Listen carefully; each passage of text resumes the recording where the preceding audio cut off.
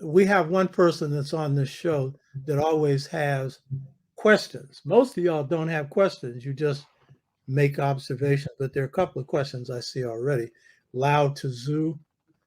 If the maladjusted personality is a creation of European culture on us, can it be argued that this serves to maintain their power over us?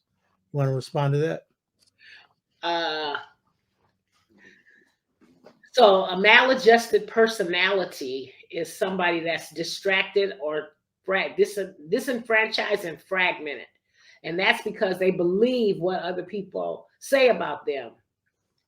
And that's also called internalized oppression. Internalized oppression or maladjusted personality is when the oppressor is no longer present and you're still operating under the guise that you're not enough, that you'll never be enough, that you're not smart, that you're not brilliant. And you believe the lie.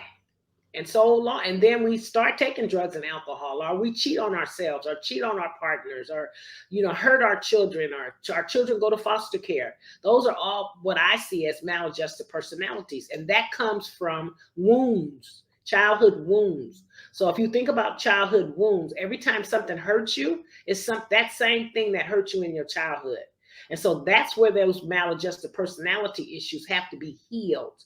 And it's not the responsibility of the person that caused the pain to fix the pain.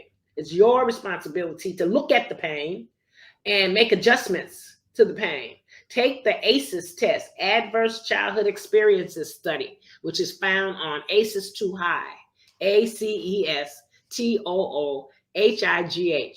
This was a study that was conducted in 1997 by the Center for Disease Control and the Kaiser Hospital, and they looked at several different domains of where children were hurt in their life growing up before the age of 18. So you answer these 10 questions, but the study was done on white people, married, college educated, living in San Diego, and they had health insurance. So they had to go back and take a look. Dr. Nadine Harris Burke looked at these domains, and she also said, well, this doesn't include anybody from Hunters Point.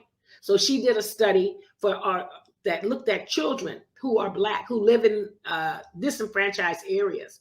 And so then you also you have the ACEs study, and you also have the resiliency study. So you have all of these adverse childhood experiences, but some way you are still standing.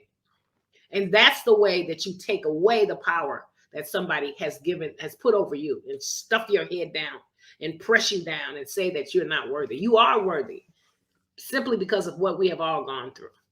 So that's my thought on that. Well, it's more than a thought. Professional statement. In other words, we're on remote control when we're taking on someone else's perception of us, which is negative, and then living it out. Mm-hmm. You know, the old famous saying, the N isn't S, you know what I mean? That's a common statement. Or what's happening? Nothing, you know what I mean? Or I'm at the funeral of a great African-American man, Julian Richardson, who is co-owner of Marcus Bookstore. Mm-hmm. And I won't say the person that came up to me, but an elder in his 90s, educated at UC Berkeley, which is one of the good places to get miseducated.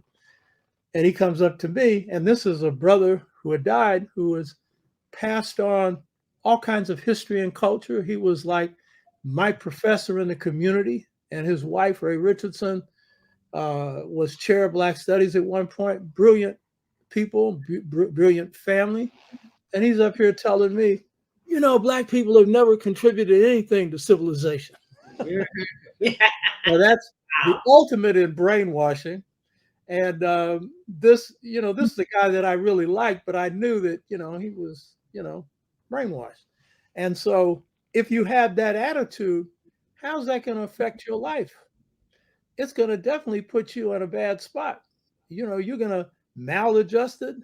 You're not going to be able to function in a normal way, even though you do appear normal. And this guy was a nice guy and smart. Yeah. He was a reporter for the Sun Reporter.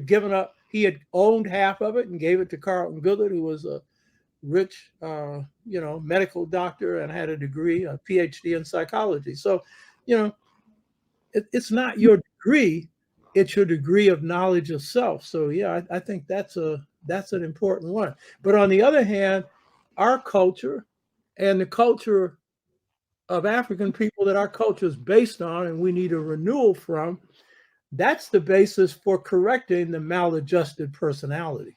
Mm-hmm. And one of the biggest correctives that our culture has built into it, two of the biggest, one is spirit and the other is humanism. Mm-hmm. Our culture is basically spirit based, and that is a great strength because it grounds our people. Mm-hmm. So this subject you want to get into at another point of us listening to our intuition, Mm-hmm. that's tied to that. Mm-hmm.